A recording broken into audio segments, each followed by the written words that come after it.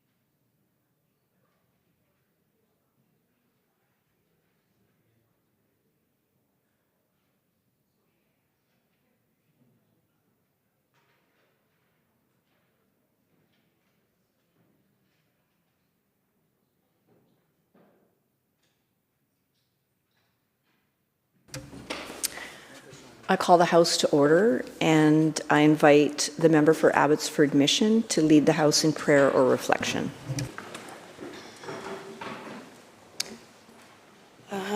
Amazing grace, how sweet the sound that saved a wretch like me. I once was lost, but now I'm found. Was blind, but now I see. 'Twas grace that taught my heart to fear, and grace my fears relieved. How precious it that grace appeared, the hour I first believe. If you know it, sing this last verse with me. When we've been there 10,000 years, bright shining as the sun, we no less days to sing God's praise. The hour I first begun. Father, we thank you for your amazing grace that we receive today to do all that you've called us to do in this place. Amen. Amen.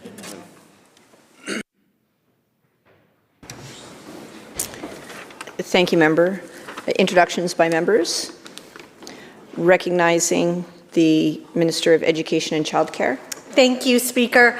I have actually a really special announcement today. I have a wonderful educator and her students watching. We have Dawn Milkelay from Maple Ridge, who's been in Maple Ridge for 30 years, an educator for over 40 years, is retiring, and she is giving her last children's music concert today, and her kids are watching with us.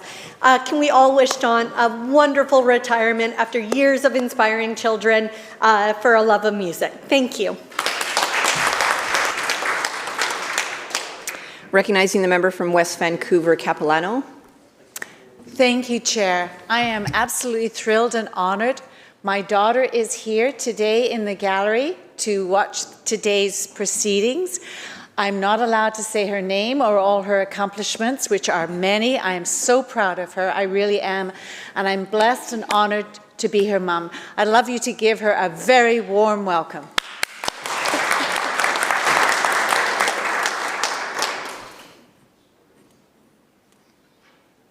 Recognizing the Minister of Housing and Municipal Affairs. Thank you so much, Honourable Chair. I rise on a point of privilege. After reviewing comments over the weekend, this is the earliest opportunity for me to raise this. On Thursday, May 8th, at roughly 4:50 p.m. near the end of sitting day, the member for Langley Abbotsford rose to ask the Minister of Labour questions and estimates. That member then proceeded to tell a personal story about his involvement in the Teamsters Union and his perceived failure to be dispatched to a job site with the union. He went on in his comments to call the union blatantly corrupt and said the dispatch process suffered systemic nepotism. The member then named several individuals by name in the trucking industry that he views as being part of a blatant corruption and nepotism. The member's assertions are false, and his speech contained many factual inaccuracies. His portrayal of how trucks are dispatched to community benefit agreement projects is incorrect and could be easily rectified by reading the dispatch provisions in the community benefits agreement. But this is not the point. Freedom of speech is perhaps the most critically important right that we enjoy as members of this House. Without it, we cannot conduct our business in this House in the best interests of the public and fearlessly raise issues. That is why Constitution Act affords us the immunity from lawsuits based on things we say in the debate in this House. That immunity is extraordinary privilege. It is not one that should be taken lightly. It is the right as members enjoy, but that comes with obligations. We owe it to the public not to abuse this right.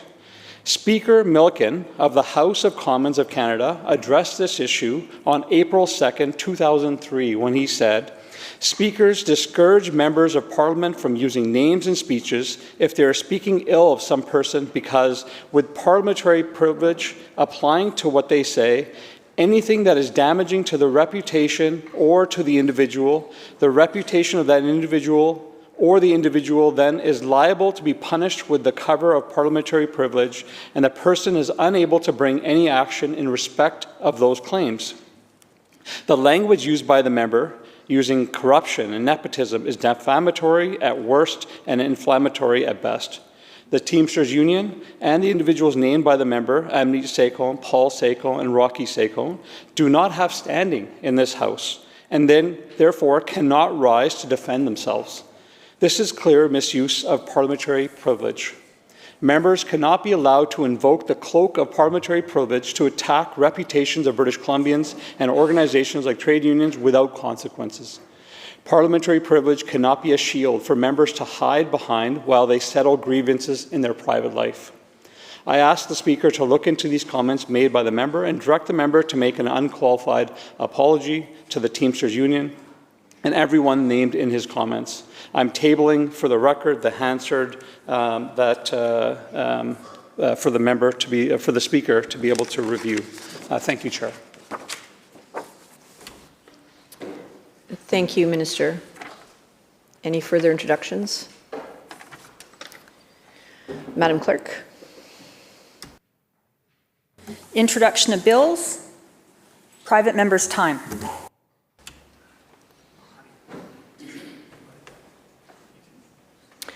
Recognizing the member for Cowichan Valley. Thank you, Honourable Speaker. World Ankylosing Spondylitis Day was on May 3rd. It is a day dedicated to raising awareness and supporting individuals affected by ankylosing spondylitis.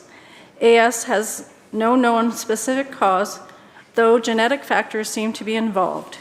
People who have a gene called HLA-B27 are greatly at risk of developing ankylosing spondylitis. It affects the joints at the base of the spine, where the spine joins the pelvis, and that can lead to pain and inflammation. The primary symptoms of AS are back pain, spinal stiffness that tends to worsen over time. Up to 1 in 200 people are estimated to have AS, and it is not considered a rare disease, affecting over 150,000 to 300,000 Canadians. Ankylosing spondylitis can also affect the hips, knees, shoulders, and rib cage. To my surprise, sometimes they affect the eyes, as I had iritis, inflammation of the iris. In some cases, AS can lead to other complications such as compression, fractures in the spine, skin paralysis, inflammation, bowel disease, and uveitis, and inflammation inside the eye. A unique feature of AS is that, unlike many other forms of arthritis, where women are mostly affected, 3 out of 4 are diagnosed with ankylosing spondylitis are men. Another characteristic of AS is that it tends to strike in the prime of your life, although it can occur at any age, and it most commonly in people between the ages of 15 and 40. I was 13 years old when I started having swelling in my right hip. It was painful. I was active in sports, grass hockey, cross-country running. This came to an abrupt stop as I couldn't walk on some days. The doctors didn't know what was going on with me. They thought I had juvenile rheumatoid arthritis. They thought, and it wasn't until I was 18 years old that I was finally diagnosed. There is no cure for ankylosing spondylitis. Treatment options include medication, physical therapy, and in some cases, surgery. The goal of treatment is to relieve pain, stiffness, which also slows the disease progression by contracting long-term inflammation. I felt like a human guinea pig when I was giving all different kinds of samples of medication. Most of them made me sick. I ended up in the hospital more than once with complications from these medications that were prescribed to me. Ankylosing spondylitis can worsen with age, but the progression is not a guarantee, and varies significantly between individuals experience a mild, manageable course, and others may experience a worsening of symptoms and potentially joint fusion over time. Believe me, joint fusion was not a fun experience. The pain was unbearable. Mine was a natural fusion, which most people have surgery to have that, of the spine, neck, and ribs. Earlier diagnosis treatment can help slow the progression of managing the symptoms. I was told by the specialist that I would eventually be in a wheelchair and that I would have to have both hips replaced by the time I was 40 years old. While some individuals with ankylosing spondylitis may eventually require a wheelchair, it's not a guaranteed outcome, such as in my case. I refused to listen to this and did everything I could for this not to happen to me. This was the start of my long, painful journey. The severity of AS and its progression varied greatly from person to person. Even though I was in pain every single day, I am not considered someone that has a severe case of AS. Many individuals with AS can manage their symptoms effectively, remaining independent and appropriate treatment, including medication, exercise, and lifestyle change. I'm so thankful that I found a happy medium and feel very blessed. In my case, stubborn, determination, and never wanting to give up helped me through the difficult days, weeks, and years. In British Columbia, PharmaCare provides coverage from a range of drugs of AS treatment. PharmaCare is also reviewing newer treatments options such as Bimzelx and Rinvoq, and I don't know how to say these, but tofusitunib. This evolving list reflects how many important continued research and policy support is for people living with AS. Awareness days like this matter, not just to highlight the challenges we face, but to push for continued education, research, and better access to treatment for everyone affected. Thank you, Honourable Speaker.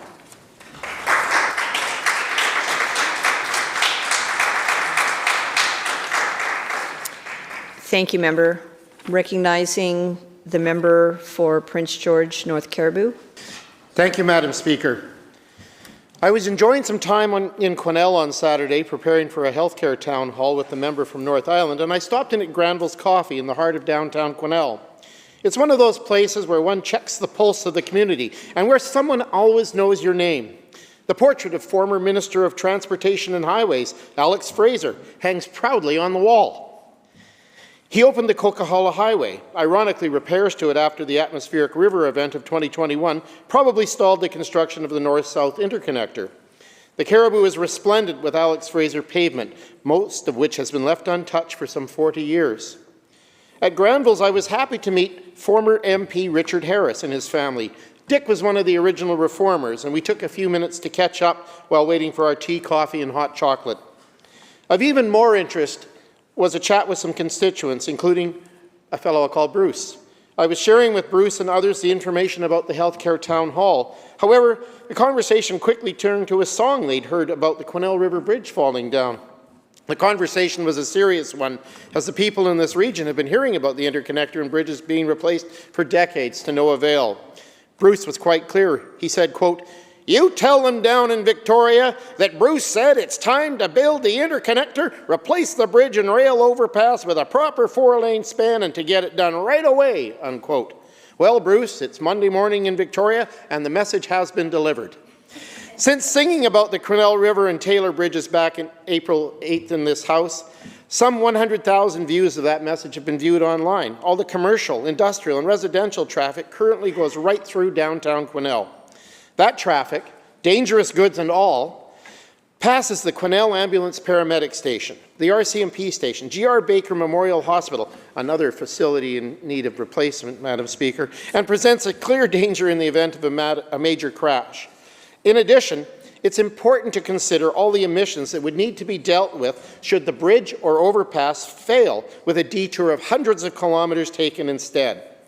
The plan for the near future is to run those crossings in a single lane only for 2 years while the decking is replaced, and nobody, including local industry, thinks that makes sense.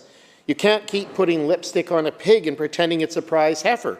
In other words, build the new crossing while the old bridge and rail overpass are still usable before they aren't. In June of 1994, the British Columbia NDP announced that they would enter the planning phase of what was then called the Quesnel North-South Connector. Some 31 years later, the BC NDP government is still in the planning phase. And at that announcement, standing in front of a giant sign titled, quote, "Your tax dollars at work, BC 21, building BC for the 21st century," unquote, were then Transportation Minister Jackie Piment and then NDP Cariboo North MLA Frank Garden, yet another predecessor of mine. And MLA Garden said at the time, quote, "The downtown areas will be safer when heavy commercial trucks carrying various hazardous goods are able to avoid the downtown corridor," unquote. Minister Piment said that the project will bring long-term benefits in employment and training opportunities for local workers, as well as improved safety, reduced congestion, and shorter travel times. Those same arguments and good reasons that mattered over 30 years ago are still mattering today. It's been my pleasure to examine this bridge and rail overpass closely several times, and every time I look at it, there are more cracks, suspected delamination, and more exposed rusty rebar.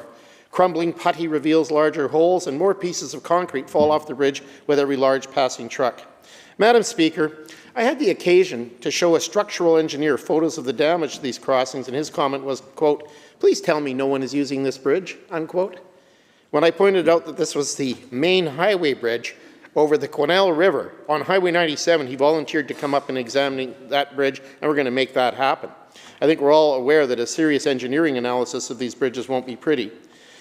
I would point out, gratefully, that the Minister of Transportation and Transport has been well learning his file, and I'm happy to keep advising him as to the urgency and seriousness of this situation, one that needed to be dealt with decades ago.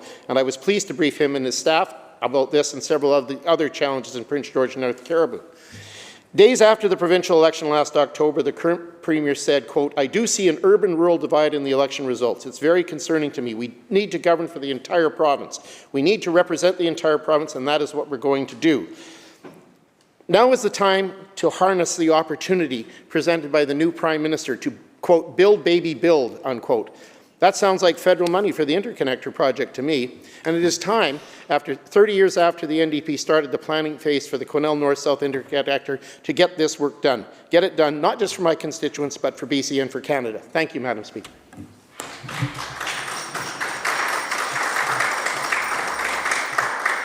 Thank you, member. Recognizing the member for Ladysmith Oceanside. Honourable Speaker, today I rise to highlight an important employer, group of employees and industry in the riding of Ladysmith Oceanside, the Saltaire Mill division of Western Forest Products. Despite its name, Saltaire Mill is not located in Saltaire.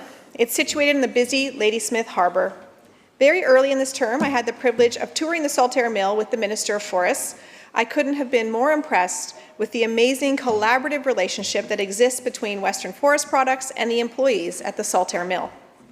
The Saltaire Mill is Western Forest Products' highest producing operation, running 2 shifts, employing 180 local residents. It's the largest single-line sawmill on the coast, following capital investments of over $42 million since 2013 to modernize the mill. Employees are members of the United Steelworkers Local 1937.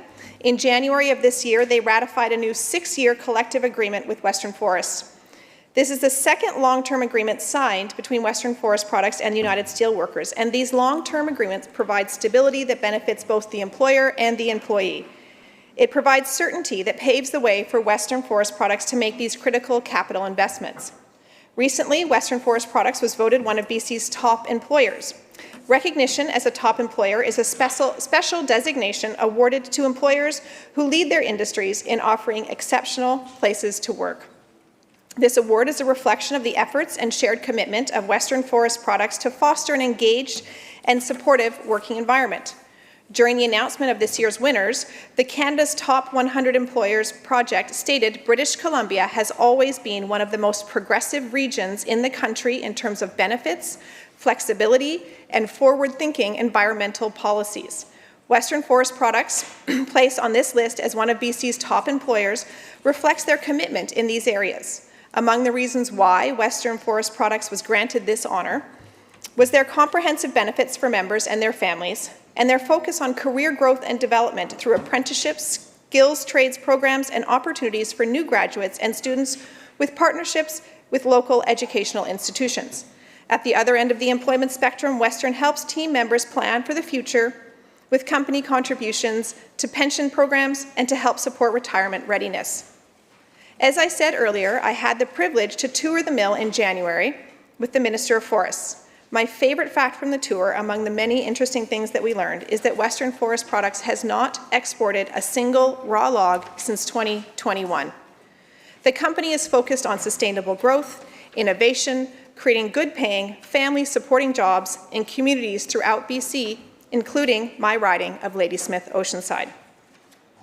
To further this sustainable growth, Western Forest Products recently invested $12.3 million into a continuous dry kiln, which began operation in April 2024.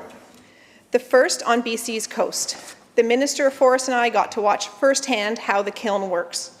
The new energy-efficient kiln boosts Saltaire Mill's value-added production capability, adding to the 3 existing kilns. Since the kiln's inception, just over a year ago, Western Forest Products has produced 25 million board feet of kiln-dried lumber, operating at 98.8% capacity. This kiln helps Western Forest Products steps to offer more higher value-added products to its customers. The Saltaire facility already contributes to the value-added market as their manufacturing process results in several byproducts, such as wood chips, sawdust, and hog fuel, reused as products in other processes, such as pulp and paper, biofuel, and eco-logs for wood burning and other industrial and residential uses. The new kiln will increase the mill's annual capacity for continuous drying of lumber, while also reducing energy consumption, which is one of Western Forest Products' environmental goals. I want to conclude by highlighting the most important aspect of the success of the Saltaire Mill, and that's the people who work there. When we were on our tour back in January, it was clear how much the people at the Saltaire Mill value their jobs and how much dedication they have to their work.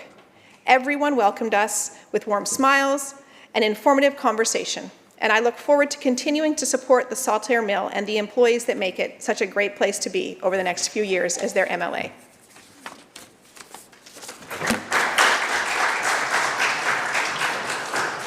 Thank you, member. Recognizing the member for Langley Abbotsford. Thank you, Honourable Speaker. I want to take a moment to talk about a group of people who don't often get the recognition they deserve. The men and women in trucking, trades, construction, and all the industries that keep our province running. These people who work all hours of the day and night. They're out there during the night shifts, early mornings, long weekends, and holidays, not because it's easy, but because that's when the work has to get done. Whether it's because of city restrictions, weather conditions, or safety rules, they show up when the rest of the world is sleeping. And it's not just them, it's their families too. Families who sacrifice right alongside them, spouses who manage the home front, and kids who miss their parents at special moments. Parents who worry about their loved ones working dangerous jobs. Behind every worker is a family that quietly carries a burden. And despite all of that, despite the long hours, the physical demands, the family sacrifices, there's very little recognition. Worse, there's a lot of misunderstanding.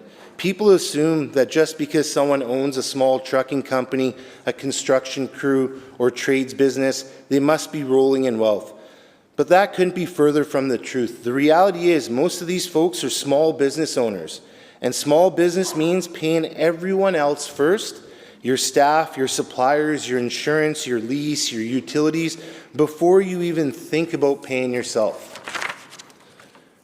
A lot of the time, what's left over isn't much, but they don't complain. They get up, they put in the work, and they keep reinvesting back into their business and back into this province.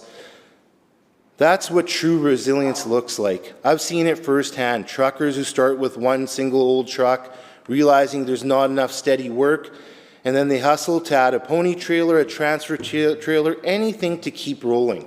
Contractors who spend years on the ground before they even have enough saved to hire a crew.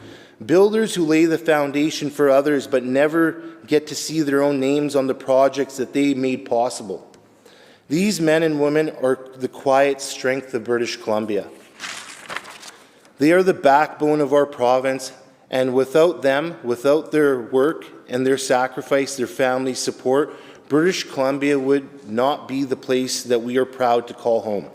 Today, let's not just recognize them, let's honor them, because they deserve more than a passing thank you. They deserve to be truly seen, respected, and supported. Thank you to every trucker, tradesperson, every builder, every business owner, and thank you to the families that make their work possible. You're the ones building this province every single day. Thank you.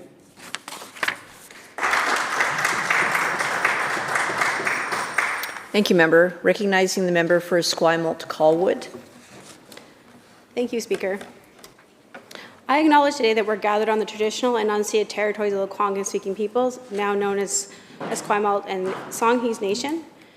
It is a great pleasure that I stand before this House today to commemorate National Mental Health Provider Appreciation Day. This occasion is especially meaningful as it falls within Mental Health Awareness Month.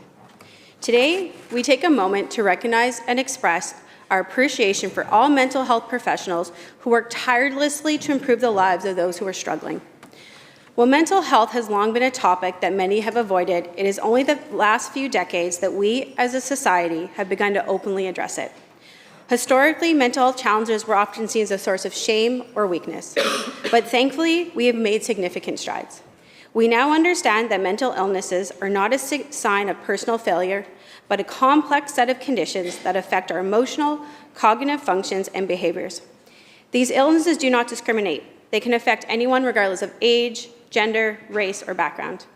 We have learned that mental health is an integral part of our overall health, and we have come to recognize the importance of caring for both our minds and our bodies. Mental illnesses are often classified in a range of conditions. This classification helps professionals provide targeted care, but the experiences of those living with mental health issues are diverse as the conditions themselves. No two individuals are affected the same way, and no single treatment works for everyone. But the core of all these conditions is the need for support, understanding, and care. And that is where the role of mental health providers becomes critical. We are thankfully now more open now than to discussing the stigma around mental health. We talk about workplace, in schools, communities. We've started to explore stigma and how it affects us all, and how we can support each other to create a more open, inclusive environment. None of this would be possible without the tireless work of mental health providers. It is their compassion, expertise, and unwavering commitment that makes it possible for individuals to confront their mental health. Mental health providers work on the front lines, often the most difficult and emotionally taxing situations. They are the ones who help individuals at their lowest points, offering not just professional care, but that human connection. These professionals sit with people in their darkest hours, holding their hands as they cry, listening to their stories of trauma and pain without judgment, and providing a safe space for individuals to express their deepest fears and insecurities. They provide a listening ears for those who feel unheard and compassionate presence for those who feel invisible. Beyond the crisis moments, mental health providers help individuals maintain their mental health in the long term. They teach the people skills they need to cope with life challenges, whether it's CBT, mindful techniques, or medication management. They help rebuild their lives one small step at a time by offering strategies that help them manage their mental health day in and day out. These providers are not limited to working in traditional healthcare settings. They work in psychiatric emergency services, on our outreach teams, and mental health services in schools. They provide services in hospitals, clinics, and outpatient settings. The reach of mental health providers is vast, and they are everywhere. They show up for individuals when and where they are needed most. What is truly remarkable is the unwavering dedication of these professionals. Even in the face of challenges, these providers are there day after day, even when they're facing their own struggles. They work holidays, sacrifice times, and stay late to ensure every individual in their care receives the support they need. In many cases, when services are understaffed, these professionals step up, working longer hours or coming in on their days off to ensure that everyone's getting their needs met. As someone who's worked in the field of mental health and addiction, I can truly tell you we don't do it for the money. They do it because they genuinely care. They do it because they've been touched by someone or have experienced it themselves. It takes a special kind of person to do this work. They are the ones who are willing to listen when no one else is. They are the ones who show up day after day without hesitation because they know their work matters. They are the unsung heroes in our communities, quietly make the difference in the lives of countless individuals. Some superheroes just don't wear capes. They show up exactly when they're needed, and these are our mental health providers. To all you do to dedicate your lives to this work, I want to say thank you. Your impact is immeasurable. You may never fully know the depths of the difference you make in the lives of others. Please know you are seen, valued, and appreciated. You are making profound differences in the lives of individuals and families across our province and in our communities. You help rebuild the lives, find hope, and regain the sense of purpose. On behalf of this House, thank you. You are a vital part of our healthcare system. Your work matters more than you can express. You never truly know whose lives you have touched and the differences you are making. Thank you, Madam Speaker. Thank you, member. Recognizing the member for Surrey South. Thank you, Madam Speaker. Let's take a look at the facts. I can easily list 25 of the most populous countries on earth: India, Pakistan, Nigeria, Bangladesh, Indonesia, and so on, and combined they account for a massive share of the global population and a massive portion of the world's carbon dioxide emissions. And what do they all have in common? Most of them have no carbon tax. A few have a symbolic tax, a few cents per ton, but many have nothing at all. Now consider China. Over 1.4 billion people, responsible for more than a third of global emissions. China has no consumer carbon tax, and its industrial tax is around $10 per metric ton, a token gesture. The United States, the second largest emitter, has no national carbon tax. Mexico, Brazil, Iran, Turkey, the Philippines, and dozens of others follow suit. Meanwhile, in British Columbia, population of 5.5 million, we've implemented one of the highest carbon taxes in the world, $95 per ton for industrial emissions, and set to go up again next April. That's more than 9 times China's rate, yet BC contributes just 0.12% of global carbon dioxide emissions. We're constantly told that raising the carbon taxes will help cool the planet, that this is necessary, urgent, and above all, virtuous. But here's the question that never seems to get a straight answer. How does punishing businesses and families in BC change the emissions of 100+ other countries that aren't doing the same? Carbon dioxide doesn't stay put, it moves. So when it's emitted in Asia or Africa or South America, it becomes part of the global mix. So even if BC was to hit net zero or somehow even zero, how would that stop the emissions coming from the rest of the world? How would wrecking our economy and our way of life actually lower global carbon tax levels? Let's assume, just for argument's sake, that those who believe carbon taxes can cool the planet, that when we really can cool the Earth by taxing carbon dioxide out of existence, what happens if they overshoot? What if they do lower the global temperature too much?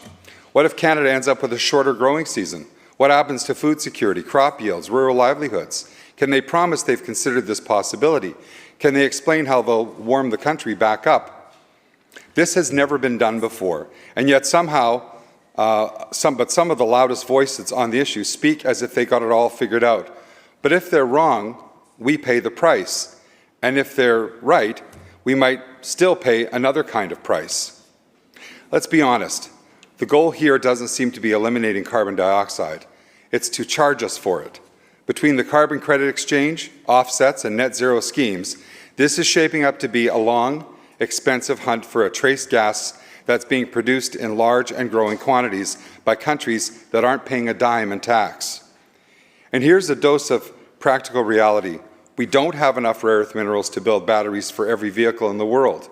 We don't even have enough copper to build the infrastructure needed to electrify our economy and our society. Not now, not in 25 years. It simply can't happen on the timeline we're being sold. So whether we like it or not, the reality of net zero isn't just about what we want, it's about what's actually possible. And as long as the most populated countries on Earth continue to emit carbon dioxide without serious reduction targets for decades to come, there is no practical case for British Columbia to bear the financial and social burden alone. And just to top it off, you still can't make windmills with windmill power.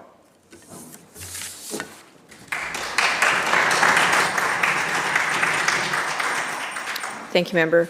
Honourable members, according to the order paper, we will consider Bill number M202, entitled Eligibility to Hold Public Office Act, as reported complete without amendment from the Select Standing Committee on Private Bills and Private Members' Bills. Recognizing the member for Esquimalt-Colwood. Thank you, Chair. First, I'd like to thank all the members of the Select Standing Committee on Private Members' Bills and Private Members' Bills for their discussion and examination of Bill M202, Eligibility to Hold Public Office Act. I feel it is an important piece of legislation that closes the loophole most British Columbians likely didn't know existed. As I've mentioned before in this House, when I was elected as the MLA for Esquimalt-Colwood in 2024, one of the first things I did was step down from my municipal position as a councillor of Esquimalt. I love the position and who I worked with in Esquimalt, and there is always more to do. But of course I had to step down. And I saw many of our other newly elected MLAs who came from local political bodies do the same. I mean, it's just what you do, right? Or at least it's what normally happens and what's supposed to happen. To do other job well, representing your community municipally or provincially, it is a full-time job. That's the expectation of the people who elected us. There would also be obvious conflicts of interest that would arise on any issues where jurisdiction or overlaps between municipal and provincial responsibilities. How could a person possibly represent both sides of that debate or negotiate at the same time? Quite frankly, you just can't. A member would have to recluse themselves and thus further restrict their ability to do the job electors expected them to do. In addition to the time demand and the huge potential for conflict of interest, it also doesn't seem ethical to me to keep drawing an old paycheck from a publicly funded position I've obviously moved on from. And for these reasons, I assumed that there was a rule that quite frankly didn't allow this. Actually, I was surprised that you could do it. I think most British Columbians assume there is a rule. Other provinces have one. But then I discovered there isn't, and new MLAs resigned from their previous position as is normally done. I noticed some didn't. That's when I discovered that there is a loophole that I didn't know pass, and it doesn't pass that sniff test. I'm pretty sure you'd be hard-pressed to find a random person on the street who thinks that this is okay. And when a loophole like this is discovered, it should be closed with haste. That's why I brought this bill forward, and I'm happy to see it advancing. And so I want to thank the Standing Committee on Private Member Bills and Private Members' Bills for recommending the bill move forward without amendment. I want to also thank them for considering this bill in context of the whole province and not just one member or one constituency. This is about closing a gap and a loophole in provincial law at the earliest opportunity. It's time to close the loophole that many other provinces did a long time ago, and I look forward to receiving support from this House to get this done. Again, this is a loophole that needs to be closed. It was very clear when I talked to people in my community that this is just not okay. So thank you, Chair.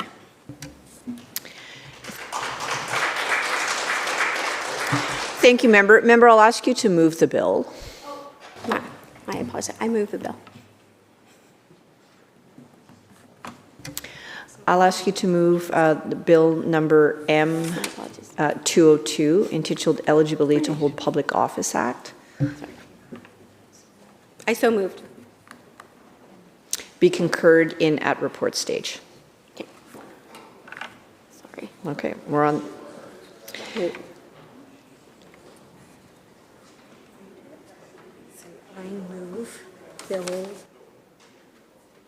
I move Bill M202, Eligibility to Hold Public Office Act, to report stage. There you go. Thank you.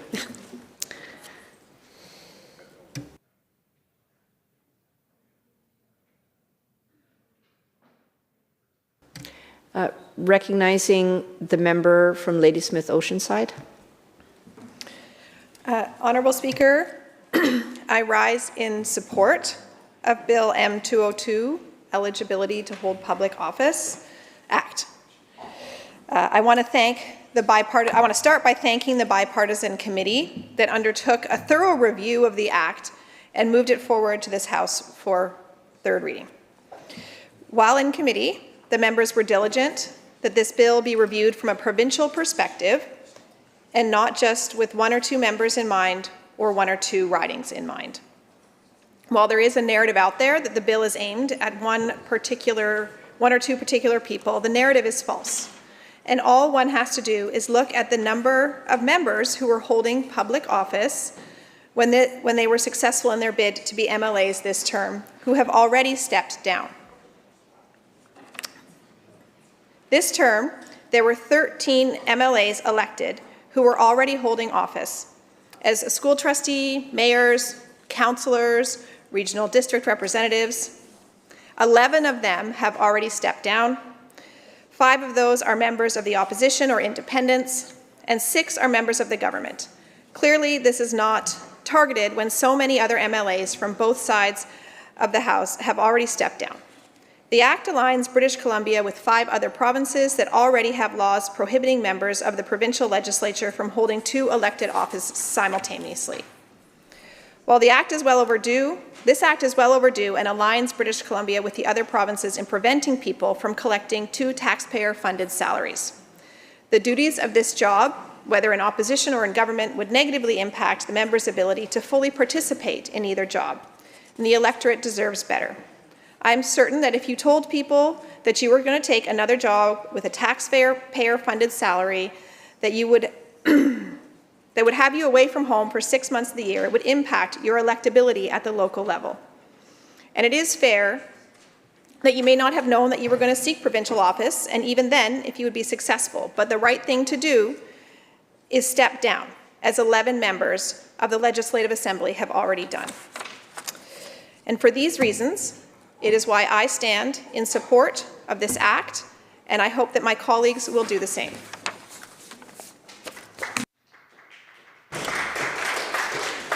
Thank you, member. Recognizing the member from Kamloops Centre.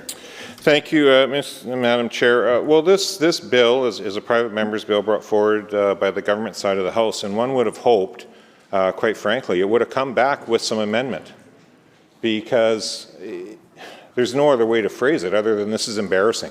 It has to be embarrassing for the government, the cabinet, that this is what's been presented. A very rudimentary Google search would show that this bill is completely flawed. For those members that were part of local governments, as I was for 15 years, you would think that if they were not a rural electoral area director, they would know they were actually governed by the community charter. Yet, this bill does not even talk about the community charter. This bill does not properly talk about the Vancouver charter that Vancouver deals with.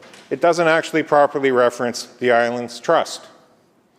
This bill essentially deals with school trustees and rural area directors in regional districts. It does not deal with mayors and councillors. It does not deal with mayors and councillors in Vancouver. And in fact, it is full of errors.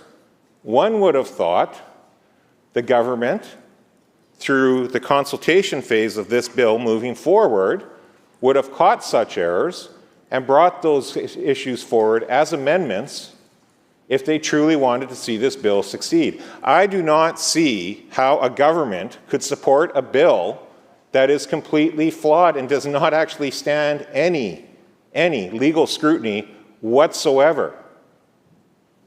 I would therefore ask and implore, at a minimum, the Cabinet to not willfully agree to a piece of legislation that they ought to know will not hold up with any proper legal recourse whatsoever and solely targets school trustees and electoral area directors from rural areas of British Columbia and does nothing for municipally elected mayors and councillors across BC. Again, Madam Chair, I cannot believe the government did not help their own private member develop a bill that would have actually been accurate and dealt with what it was purporting to deal with if this was truly not a vendetta, more to actually change a piece of legislation. One would think they would have actually brought forward a piece of legislation that would have actually accomplished that. I do hope everyone sees how flawed this bill is and agrees to not proceed any further with it today.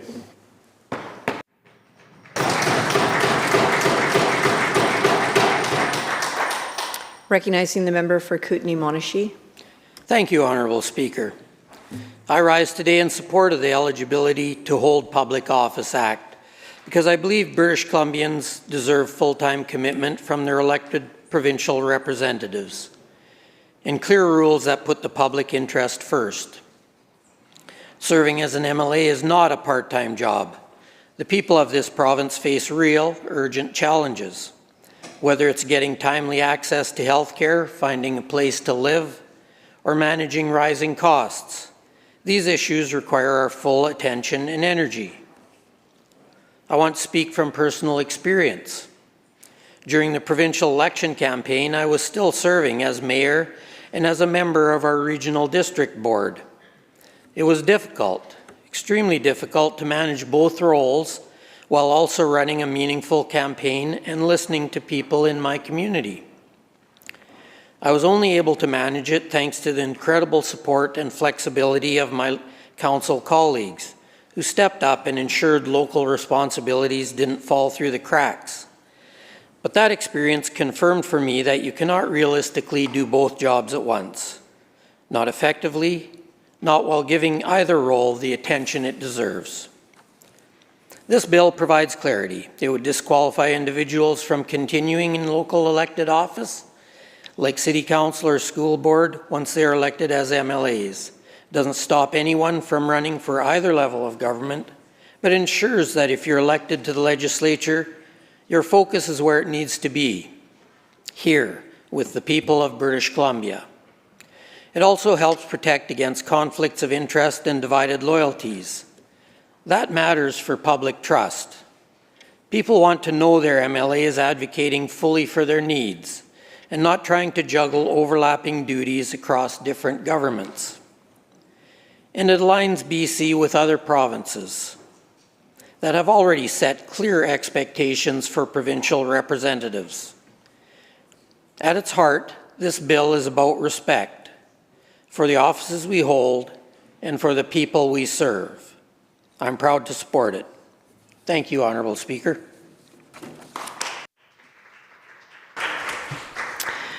Recognizing the member from Surrey White Rock, you've just got noting the time, 1 minute. 1 minute? Yeah. Thank you, Madam Chair, and I'll be as brief as possible. And this is absolutely embarrassing. The fact is that we have a bill, a private member's bill before this House, that members of this House, members of Executive Council, know is fatally flawed, yet we have a government that is trying to push this forward. Instead of doing the right thing and withdrawing the bill and getting it right, this government has chosen to grandstand and push forward legislation, the first bill that we've done under this process, that they willingly know is absolutely flawed. Now, if that is not an embarrassment to this process, to this committee, I don't know what is. And so the fact of the matter is, we will go and we will see if Cabinet supports this bill. It's been moved. We will see if the Attorney General will go against her own advice. But to abuse the process like this, I think is absolutely shameful.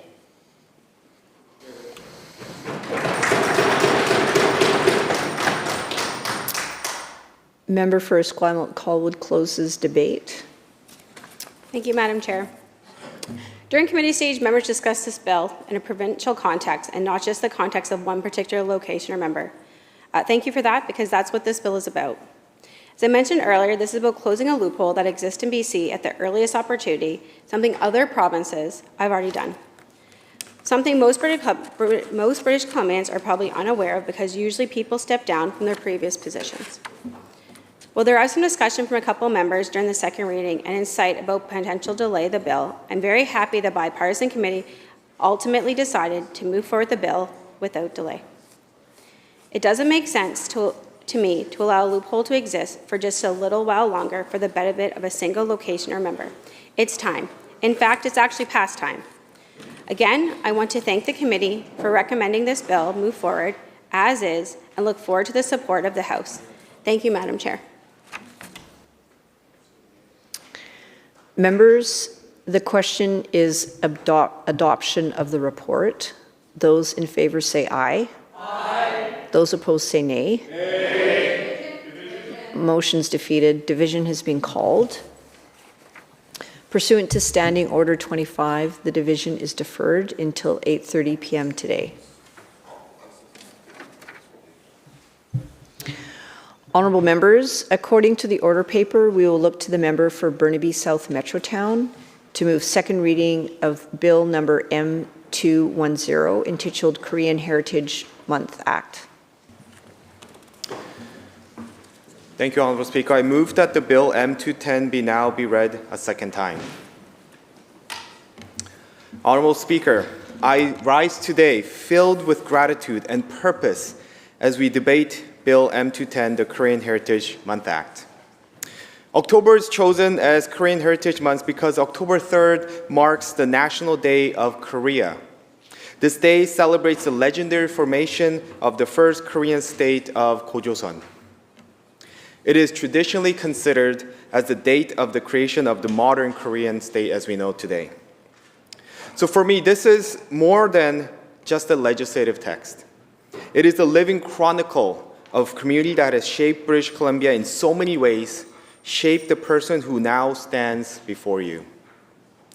I arrived in Canada as a wide-eyed boy, clutching my mom's hand, fresh off a long flight of Korea. And we settled in a tiny corner store. My parents stocked the shelves by day and studied English by night. And at 10 years old, I became the store rep, because I spoke the best English among my family at the time.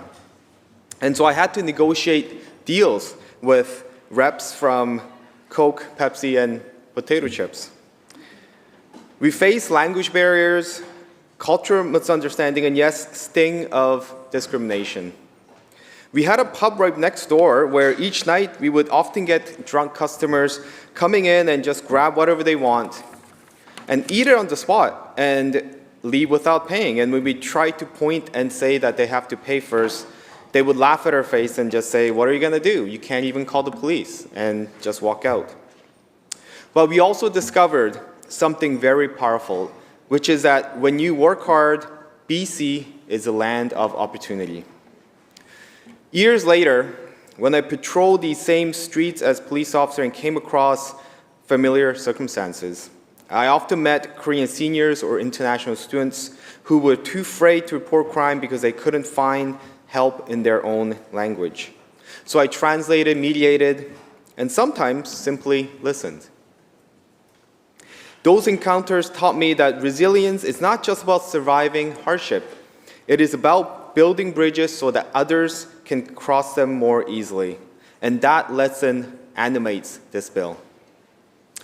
So short Korean-Canadian history in BC, from the earliest missionary links in 1880s to the nearly 70,000 Korean Canadians here now call British Columbia home. The Korean history and story here is one of grit and growth. After Canadian soldiers fought in the Korean War, a trickle of military brides and students arrived. But real momentum began when Canada's point-based immigration system opened up in 1967. And through the 1970s, families laid roots, finding a Greater Vancouver Korean Language School in 1973 and Korean Society of BC soon after. The 1980s and 90s unleashed the entrepreneur boom. Restaurants, markets, and travel agencies clustered along North Road, creating today's vibrant Koreatown. And by the time Canada and Korea signed their free trade agreements in 2014, Korean churches, cultural festivals, and tech startups were woven into every corner of Metro Vancouver. According to 2021 census, Koreans are the 6th largest visible minorities group. Their journeys prove that when newcomers are welcomed, they become builders of businesses, of culture, and of a stronger, more inclusive BC. When my parents felt isolated, they found comfort in local Korean church basements where volunteers taught ESL and children rehearsed Taekwondo. That basement, humbled as it is, became the launching pad for confidence and civic participation. Gathering places were the annual Korean Heritage Festival at the Swangar Stadium in my riding of Burnaby South Metrotown, or Kimchi and K-Food Festival coming up in September this year at the Lohin Mall, do more than host events. They forge identity and spark collaboration across cultures. So by designating October as Korean Heritage Month, we are not merely commemorating a month. We are creating an annual focal point that galvanizes schools, libraries, and community halls to open their doors, share stories, and inspire the next leaders who will one day translate fear into hope. Honorable Speaker, I serve today as the Parliamentary Secretary for Pacific Asia Trade.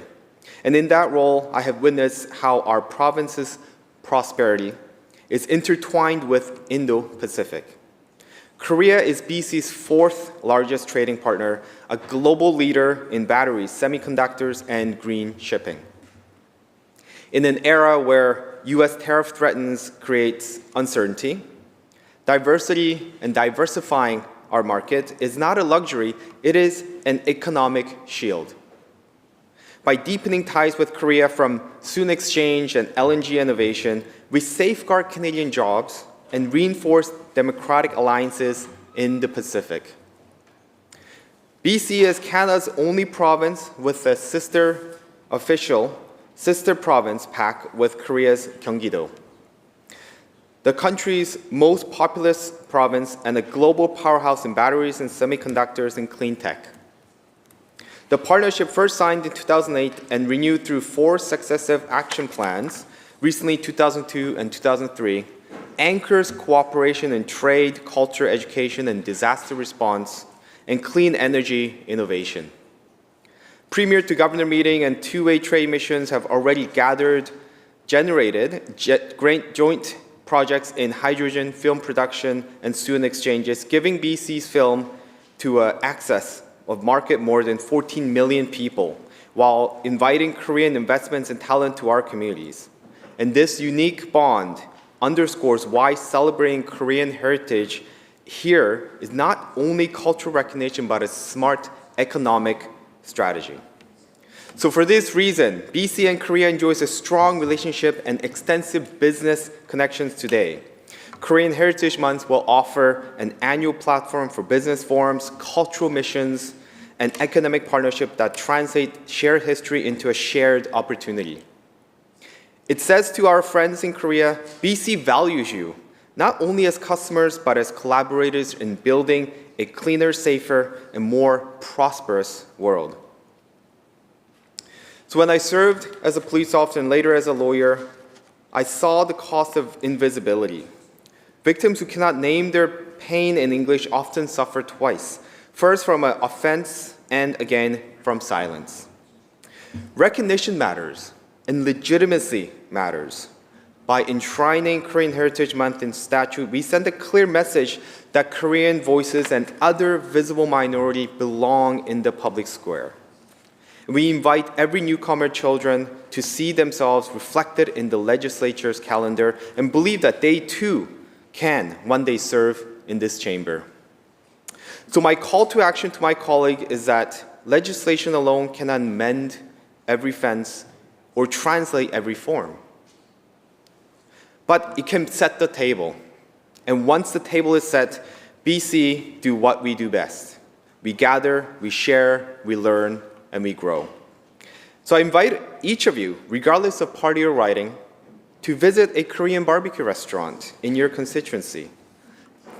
Taste the kimchi that takes weeks to ferment, mirroring the patience of our pioneers. Attend the taekwondo demonstration and witness discipline forged in tradition yet expressed in the universal language of sports. Partners with Korean Canadian entrepreneurs who are ready to export BC blueberries, clean hydrogen, and creative media to the world. So, Honorable Speaker, when my parents closed their store each night, they would lock the door, switch off the neon open sign, and whisper, "Tomorrow will be better." They believe that in Canada, tomorrow will always be better. So today, by passing the Korean Heritage Month, we honor that faith, not only for one community, but for every community that has ever wondered whether their story matters. By enshrining Korean Heritage Month in law, this House sends a broader message to every community from Thai, Japan, Vietnamese, Singaporean, Malaysian, Indonesian, Filipino, and even Laotian, just to name a few, that their culture too enrich BC's mosaic. When the legislature formally honors that heritage, it signals that recognition is not a finite resource, but a growing circle of inclusion. And it tells newcomers that a long-settled family alike that their languages, festivals, and businesses are not only welcome, but vital to our province's economic dynamism and social viability. So this bill is therefore both a celebration of Korean resilience and an open invitation to all visible communities to share their stories, shape policy, and see themselves reflected in the law of BC. So let us vote yes, and let us show the next generation that resilience rewarded becomes responsibility accepted, and the responsibility to build a province where diversity is not merely tolerated, but is celebrated, legislated, and leveraged for the common good. 감사합니다. Thank you. Recognizing the member for Richmond Bridgeport. Thank you, Madam Speaker. I rise today with deep pride and strong support for Bill M210, presented by my colleague across the aisle from Burnaby South Metro Town, which officially proclaimed the month of October as Korean Heritage Month in British Columbia. This bill is not just symbolic. It is a celebration of community, of resilience, and of a vibrant culture that has deeply enriched the fabric of our province. As a former minister responsible for multiculturalism and an immigrant myself, I know how powerful it is when our stories, our histories, and our contributions are formally recognized. And as a former minister of international trade, I led 2 trade missions to Korea to try to promote the trade between British Columbia and Korea. The month of October holds special significance for Korean Canadians. October 3rd is Chung Jae-oh National Foundation Day, commemorating the legendary founding of Korea's first kingdom. Gojo Seon, over 4,300 years ago. That ancient story of origin is not unlike so many immigrant journeys, a proud beginning that endures across time and space. By designating October as Korean Heritage Month, we create space to honor this legacy, to educate future generations, and to strengthen intercultural understanding. Korean Canadians began arriving in British Columbia in small numbers in the 1940s. Over time, this community has grown into a cornerstone of our province's cultural and economic life. From early seminary students to this dynamic business owners of Vancouver's Koreatown and Coquitlam's Love Road, the Korean Canadian journey has been one of determination, creativity, and tremendous contributions. By 2001, more than 40% of Korean immigrants were operating family-run businesses. That entrepreneurial spirit continues today, fueling local economies and forging international links.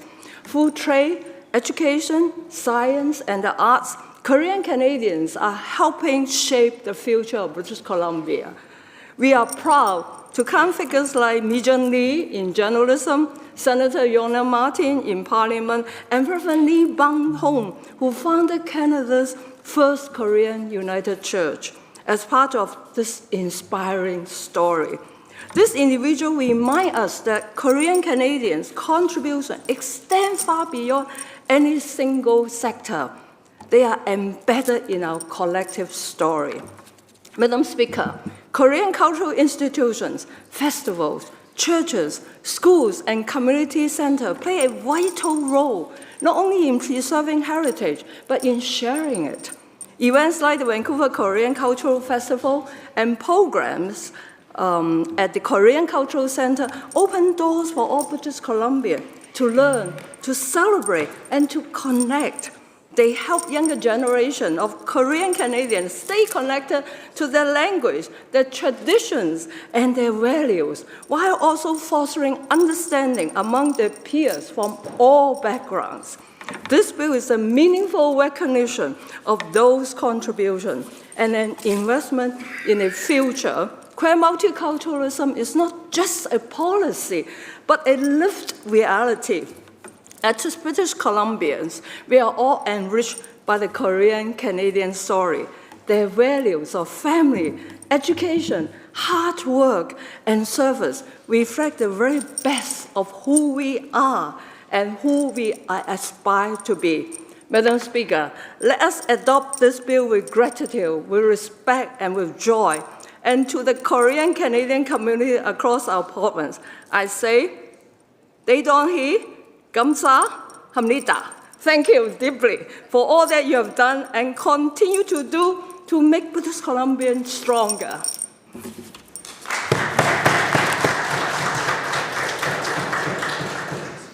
Recognizing the member from Burnaby East.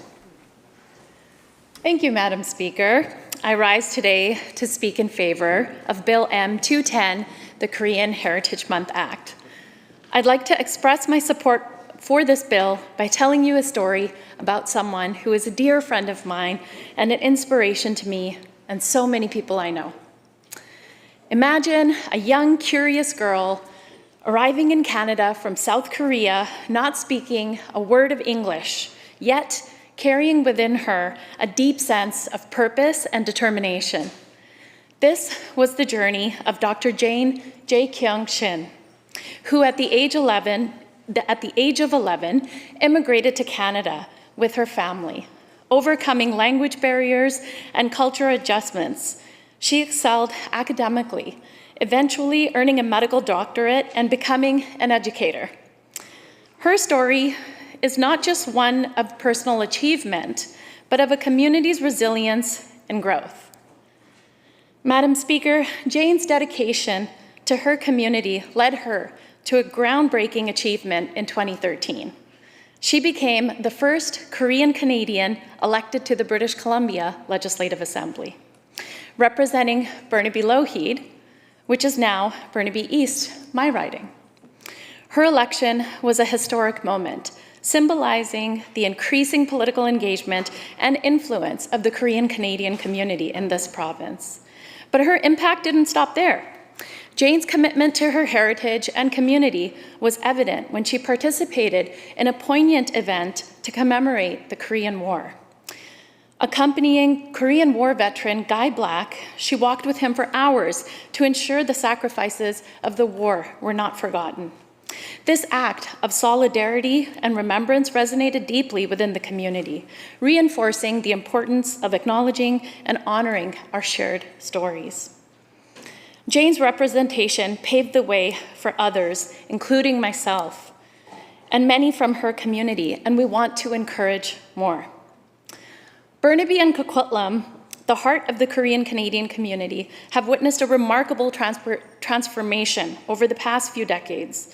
What was once a modest settlement has blossomed into a vibrant cultural and economic hub. The area around North Road, in my riding of Burnaby East, often referred to as Koreatown, is now lined with Korean-owned businesses, including restaurants, grocery stores, beauty salons, and professional services. These establishments not only cater to the Korean community, but also enrich the multicultural tapestry of the region, offering authentic Korean experiences to all residents and visitors. Also, some of the best skincare on the planet is formulated in Korea and is available in Koreatown. I shop there all the time and I absolutely love their products. The growth of the Korean Canadian community in these cities is a testament to the spirit of entrepreneurship and community building. Organizations like the Korean Cultural Heritage Society have played a pivotal role in this development. Through events such as the annual Korean Cultural Heritage Festival held at Burnaby Swangard Stadium, the Society has showcased Korean tradition, arts, cuisine, and fostering greater understanding and appreciation among diverse communities. And it was amazing to hear the MLA for Burnaby South Metrotown talk about Taekwondo and other martial arts. I spent many years training in martial arts and have a deep appreciation and love for the Korean community because it taught me a lot of skill, discipline, and unity. Institutions like the Greater Vancouver Korean Language School have been instrumental in preserving and promoting the Korean language and culture among younger generations. These schools serve as cultural bridges, ensuring that the rich heritage of Korean Canadians continues to thrive and evolve. After Jane, our very own MLA for Burnaby South Metrotown is making his mark in furthering BC's relationship to the Korean community. Representation does matter, and it makes space for others to continue the work. Many of us know that we stand on the shoulder of the giants who came before us. This bill would not only be a chance to honor the achievements of individuals like Dr. Jane Shin and the member for Burnaby South Metrotown, but also the collective contributions of the Korean Canadian community across BC. And it's for this reason I urge all members to please support this bill. Thank you, Madam Speaker.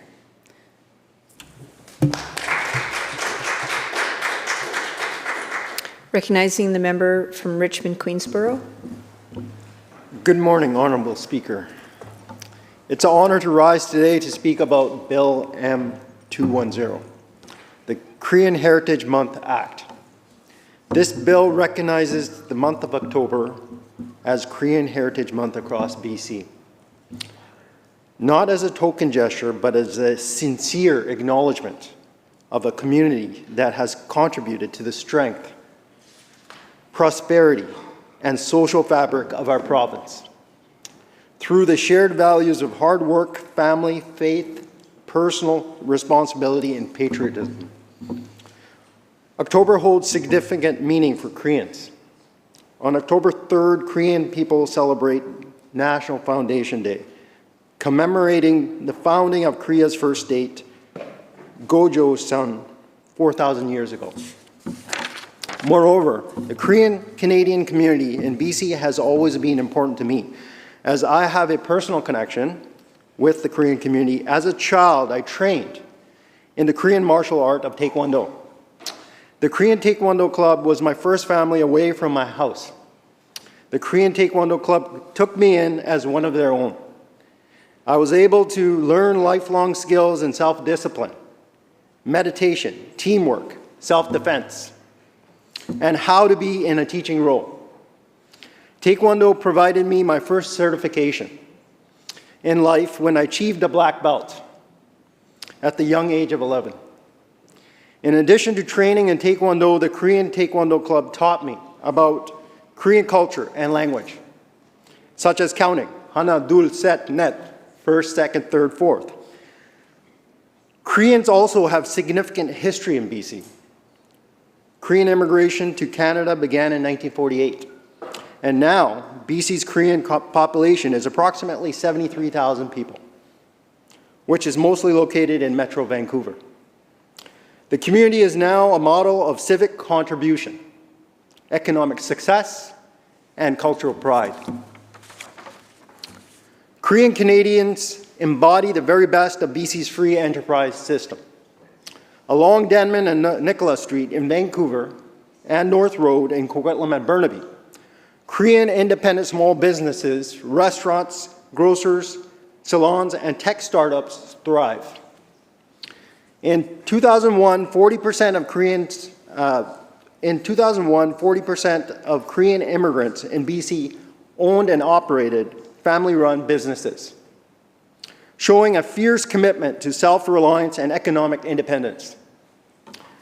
And the 2017 Canada-Korea Free Trade Agreement, strengthened by Korean Canadians, business leaders in British Columbia, helped BC's exports to Korea surpass $2 billion annually, boosting our provincial economy through strong global trading ties.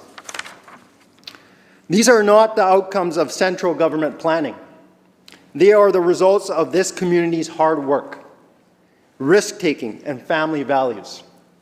Korean Canadians contribute across BC's economy, especially in the science and technology sectors.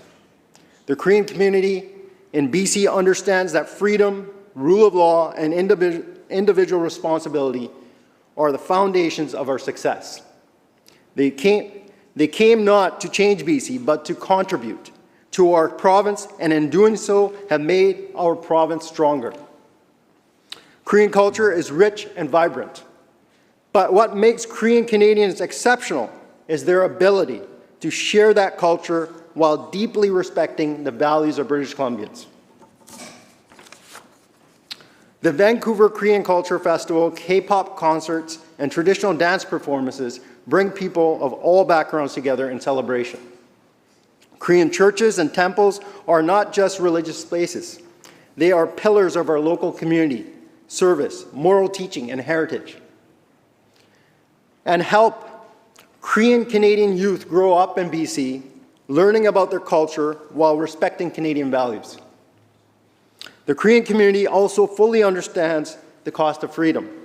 Over 26,000 Canadians served with our South Korean allies during the Korean War, many of whom did not make it home. Korean Canadians have never forgotten that sacrifice. From Coquitlam to Surrey, Burnaby to Port Moody, Korean Canadian families are building up their neighborhoods with small businesses, church networks, and high educational achievements. They believe in discipline, family honor, and academic excellence, values aligned with those of British Columbia.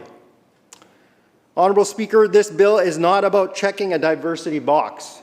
It is about recognizing earned contributions, the kind that come from sacrifice, enterprise, and civic duty. Let Korean Heritage Month be a reminder that our strength as a province lies not in dividing people into categories, but in celebrating those who share our values, contribute to our society, and raise their families with pride and purpose. Let us thank our Korean Canadian neighbours for their sacrifices and for all they have contributed to British Columbia, and for sharing their rich culture.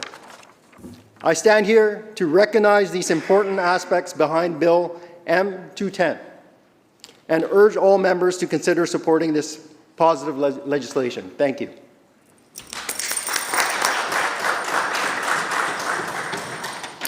Recognizing the member from Kootenay-Monashee. Thank you, Honourable Speaker. I rise today proud to speak in strong support of the proposal to recognize Korean Heritage Month here in British Columbia.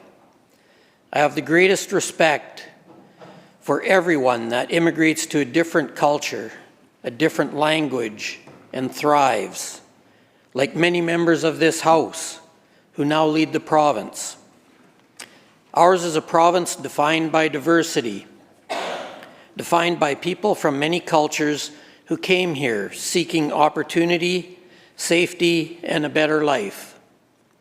Among them, Korean Canadians have made truly remarkable contributions. Today, British Columbia is home to the largest Korean Canadian population in Canada. From vibrant communities like Koreatown to businesses, cultural centers, and places of worship across the province, Korean Canadians have become an integral part of our social, economic, and cultural fabric. Recognizing Korean Heritage Month is about more than celebration. It's about recognition. It's about honoring the past and acknowledging the present contributions of a community that has helped shape modern British Columbia. Korean immigration to Canada was in earnest in the 60s. Many arrived facing language barriers, economic uncertainty, and discrimination. Yet through resilience and determination, Korean Canadians have built strong, thriving communities. Today, they are leaders in medicine, education, business, the arts, and public service. Their success reflects values we all share: hard work, commitment to family, and a belief in the promise of this country. Korean Heritage Month would also be an opportunity for all British Columbians to learn about and experience the depth of Korean culture. From traditional music and art to literature to vibrant cuisine that has become a beloved part of our culinary landscape. The global phenomenon known as the Korean Wave, or Hallyu, has touched every corner of the world, and our province is no exception. Korean films, music, and fashion have built cultural bridges, bringing people together across languages and borders. But even more meaningful are the deeper values rooted in Korean tradition. Concepts like jeong, a deep sense of emotional connection and compassion, and hyo, respect for elders and ancestors, offer lessons that resonate far beyond one culture.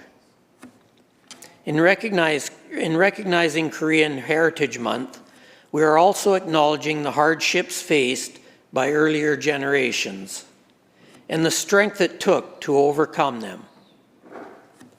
We affirm that their struggles were not in vain and that their legacy lives on in a new generation, proud of both their heritage and their home. We are making a statement that every culture matters. Every story adds to our collective strength, and every person, no matter their background, belongs in our province. Honourable Speaker, this recognition also reflects the growing ties between British Columbia and Korea. We share trade relationships, educational partnerships, and strong people-to-people connections, all of which would be deepened through this gesture. Imagine the possibilities: cultural festivals, student exchanges, new business ventures. And most importantly, imagine the pride a young Korean Canadian will feel, seeing their culture reflected and celebrated by their government. Fully seen, fully valued, and fully part of the Canadian story. Honourable Speaker, Korean Heritage Month is not just about honouring the past. It's about building a shared future, one rooted in inclusion, understanding, and mutual respect. Let us pass this motion with unity and purpose. Let us send a message to all British Columbians that diversity is not only respected, it is embraced, it is celebrated, it is who we are. Thank you, Honourable Speaker.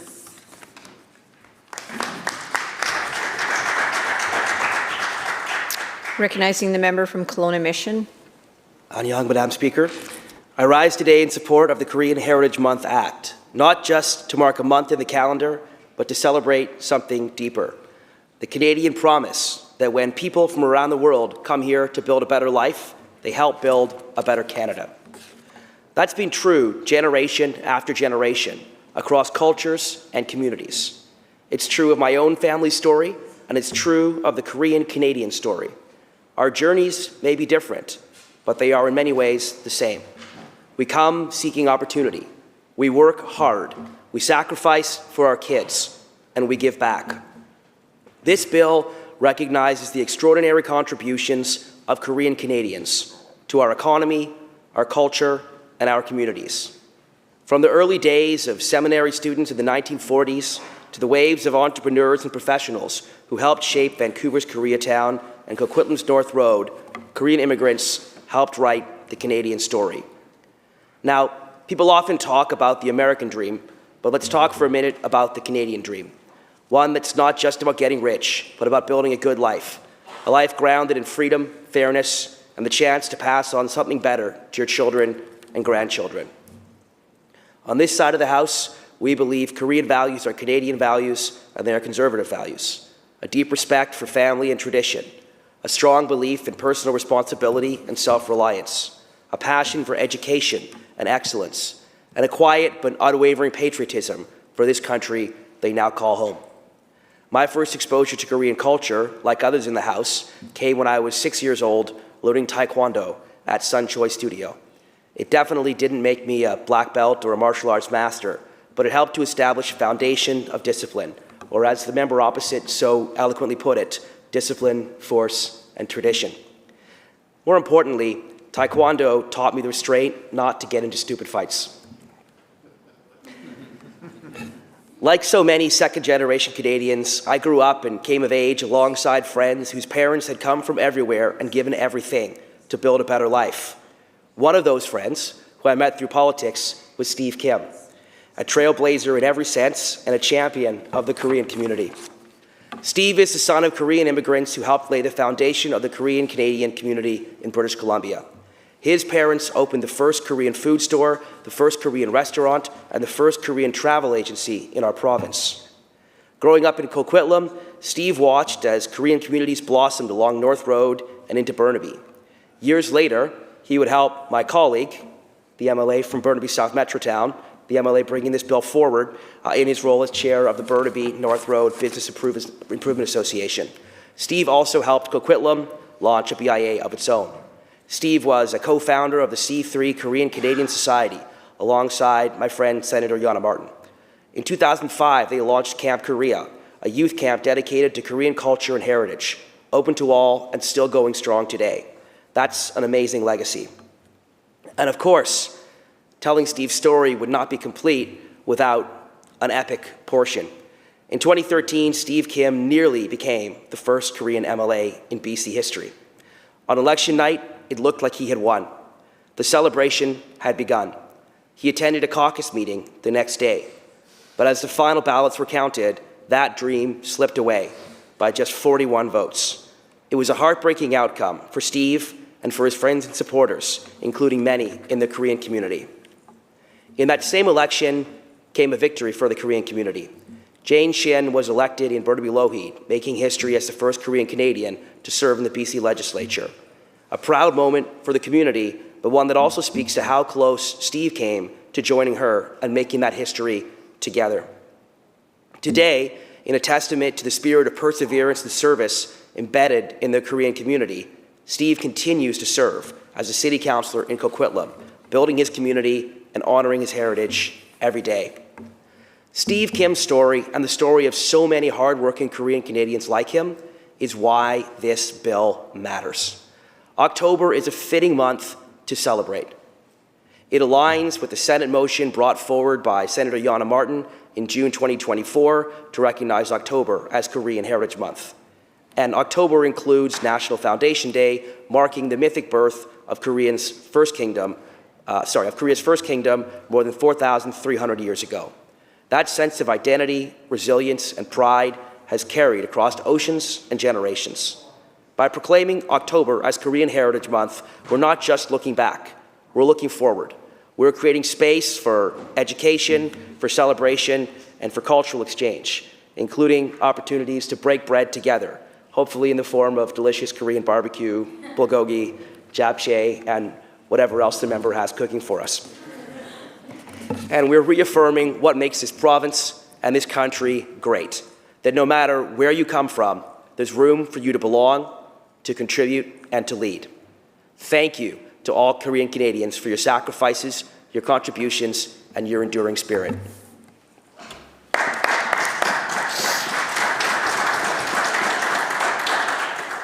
Recognizing the member from Cowichan Valley. Thank you, Honourable Speaker. I rise in support of the Members' Bill Korean Heritage Month Act. The Korean community has had a significant impact in our province. BC has the second largest Korean community in Canada. There are more than 72,000 people of Korean descent in BC. Designated October as Korean Month gives British Columbians an opportunity to celebrate the achievements, contributions of Korean Canadians, and strengthen the bonds of friendships between BC and Korea. After Canada and Korea established the formal diplomat relations in 1963, the Korean community in Vancouver grew from approximately 50 people to 1,670 people by 1975. Another trailblazer was John Jing Kim, who started Vancouver's first Korean food store in the early 70s, located at Main and 18th Street. The store was named Samuel, which means New Village. By the mid-70s, Kim opened the city's first Korean restaurant, No Seoul, and hopefully I'm pronouncing that right, and later another Korean Gardens. Soon more Korean businesses followed in the Kingsway area, including food shops and later computer and video stores, and even a credit union. By the late 1990s, the growing Korean business community needed more space, and in 1998, with the opening of Han Nam Supermarket on the Burnaby side of North Road, the area now known as Koreantown began to take shape. Joining the neighborhood were more stores, restaurants, and offices for lawyers, accountants, doctors, dentists, and other professionals. The area is now a vibrant cultural hub for the Korean community and a key piece of mosaic that is in Metro Vancouver. The Korean community in BC makes their mark throughout the year with a wide variety of events and celebrations. The annual Korean Cultural Heritage Festival in the Lower Mainland is now on its 22nd year of bringing people together to enjoy many facets of Korean culture. From taekwondo, I guess that's what it is, to K-pop, to traditional music and dance. Korean community dance takes place in October at Koreantown Center, Hannan Village, with music, food, dancing, and more. Korean food also gives a chance to shine at the annual BC Dumpling Festival, which brings together many culinary cultures united by their love for dumplings. Korean dumplings, called mandu, are stuffed with meat and vegetables and can include kimchi, tofu, and chopped sweet potato noodles. Now, I want to share a personal story. The Cowichan Intercultural Society, in my riding, had two One World festivals before the pandemic hit. And we had a volunteer come into our office and was just in a fuss, and he was just wondering how many people he would be able to get to volunteer to make over 1,000 dumplings for this One World Festival. which was to take place at the Cowichan Tribe's gym. Well, he put out the call, people answered, and a lot of people showed up to a colorful, filled gymnasium, and the Intercultural Society had all of these cultures celebrated on this day. It was beautiful. October is chosen as Korean Heritage Month because October 3rd marks National Foundation Day. This celebration, that formation of the first Korean state of Gojozang by the legendary King Dangong in 2333 BC. It is traditionally considered the date of the creation of the modern Korean state. Following Koreans' liberation in 1947, National Foundation Day was officially declared a national holiday.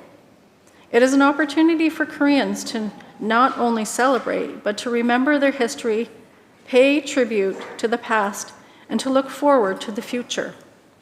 BC and Korea enjoy a strong two-way trade relationship and extensive business connections. Our trade relationship with South Korea totals billions every year, including sectors like natural resources, agri-food, and seafood, and international education, technology, and tourism.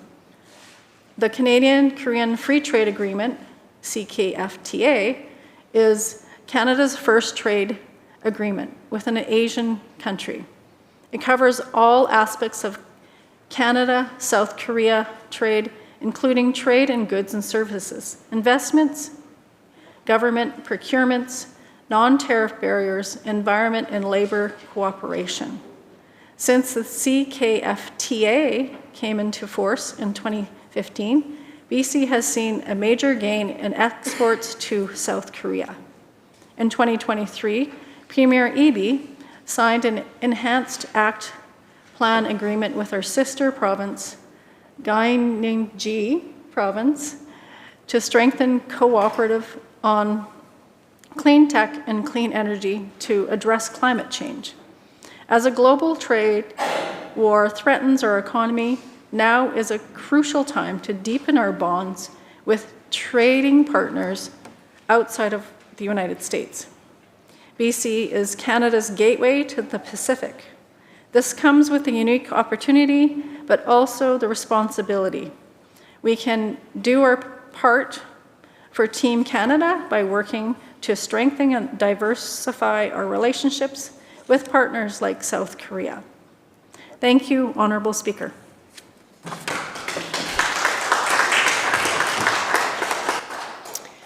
Recognizing the member from Maple Ridge East. Yes. Thank you, Madam Speaker. I rise to speak in favor of Bill M 2010, the Korean Heritage Month Act. To begin with, when I was growing up, I always wanted to visit South Korea. I'm from Singapore, not too far from South Korea. And for your information, Paul, this coming June, my wife and I will be visiting Korea for the first time. Yes. So, so I look forward to visiting Seoul and Busan. And when I'm in Busan, I heard about all the fresh fish food that you can eat. So I definitely will be going to the fish food market and enjoy the various seafood. And I also have many Korean friends in Maple Ridge. I know two Korean pastors in Maple Ridge. And the last 2 years, I organized a potluck dinner at my place during the summertime. And I invited all my friends, and of course my Korean friends also came to my house for the potluck dinner. Talking about food, I love Korean food. You know, once in a while, I'll go to the Korean restaurant. Yeah, And of course, there is a Korean restaurant in Maple Ridge too. Yes. So I love to cook instant noodle soup, and sometimes I'll put the kimchi veggie into my instant noodle soup to give me the spiciness. Now, I've known the Korean people to be very industrious, very hardworking. I find them to be very friendly and also very well educated, like Paul himself and Dr. Jane, is it? Yes. So I know the Korean people, as immigrants, they are law-abiding citizens, and they behave very well, and they get along with many people. I find them to be very friendly, very approachable.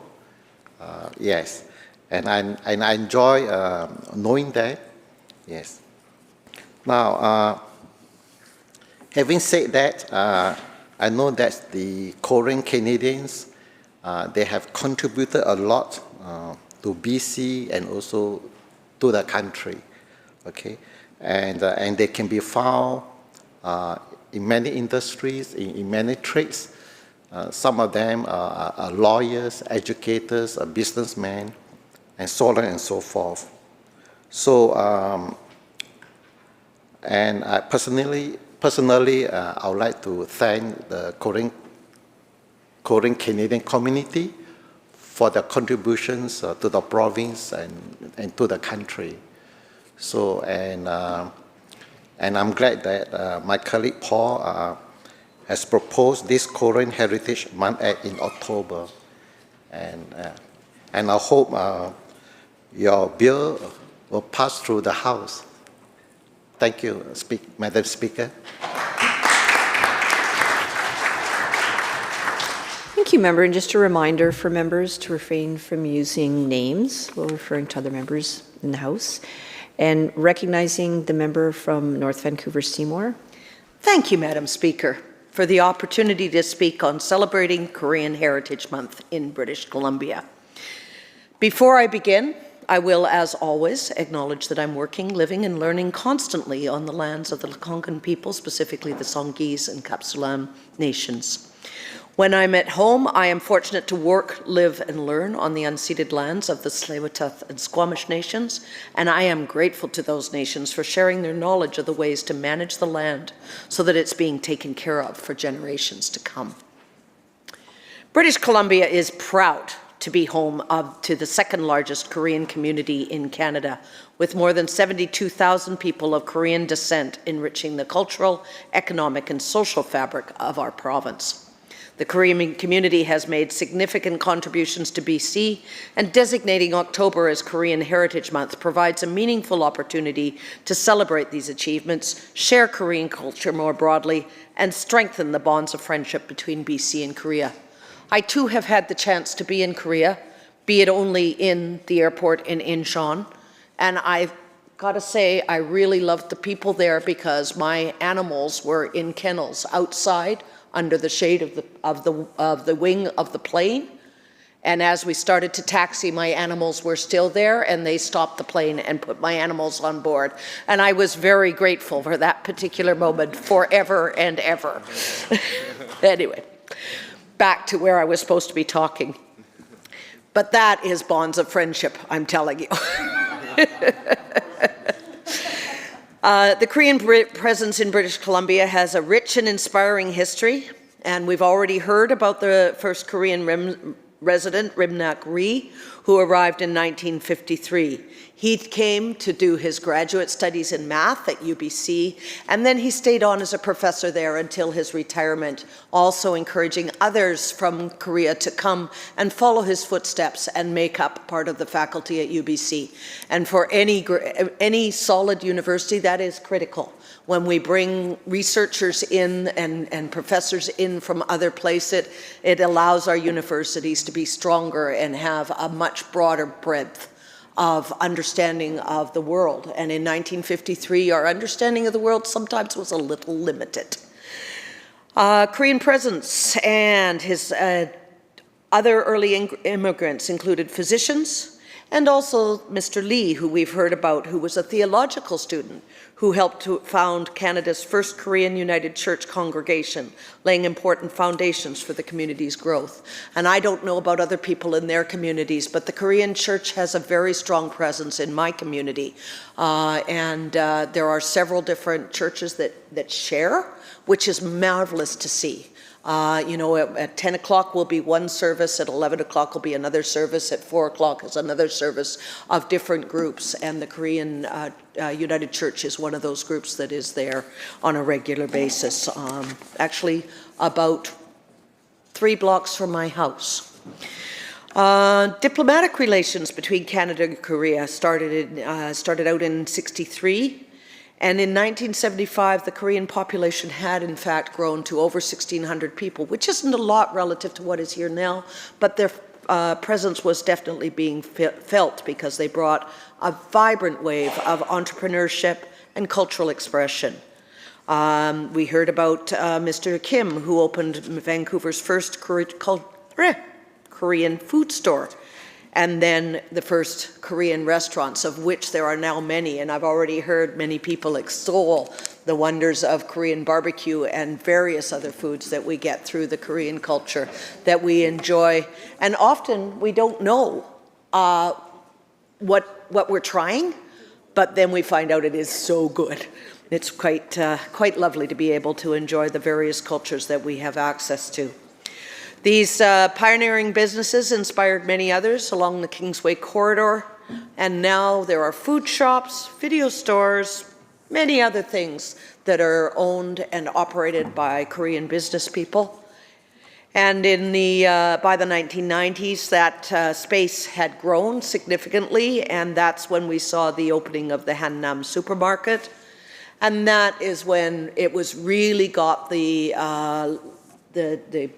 solid establishment of Koreatown during that time, which is a vibrant area that continues to grow with restaurants, grocery stores, clinics, legal and accounting offices, and many, many other professional services that are available to folks of the Korean diaspora, as well as to the rest of us, which is fabulous. And it is so marvelous that we've got professionals available to speak in the languages of the various folks that join us as both newcomers and have been here for many years in the Korean diaspora. As I started out, Madam Speaker, I am very much in support of this bill, and I want to make sure that we use this month to honor the Korean community in British Columbia, both past, present, and future, and to recognize the essential role that they play in shaping our shared success. Thank you, Madam Speaker, for the opportunity to speak.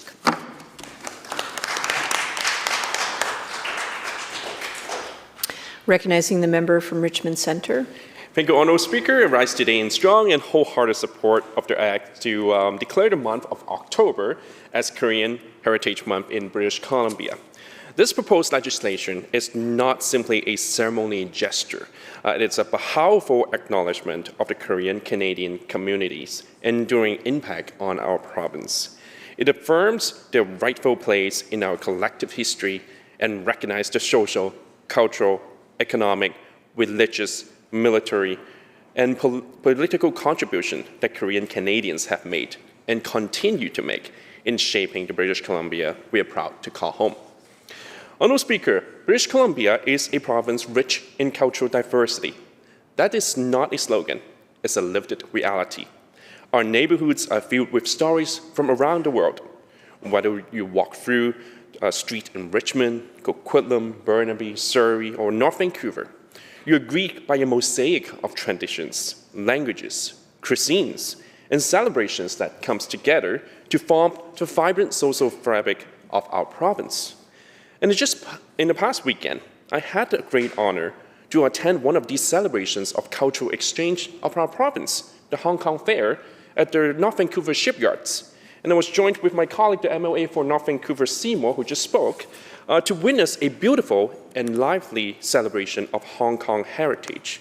It was not just about food and music, although those were wonderful. It was about preserving identity, sharing traditions with the wider public, and fostering a spirit of inclusivity. In that moment, surrounded by performance, community booth, and families of all backgrounds learning from one another, I was reminded why cultural celebrations matter.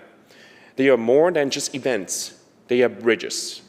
In a province as diverse as British Columbia, events like the Hong Kong Fair are exactly what we need to promote unity, harmony, and mutual respect among different communities.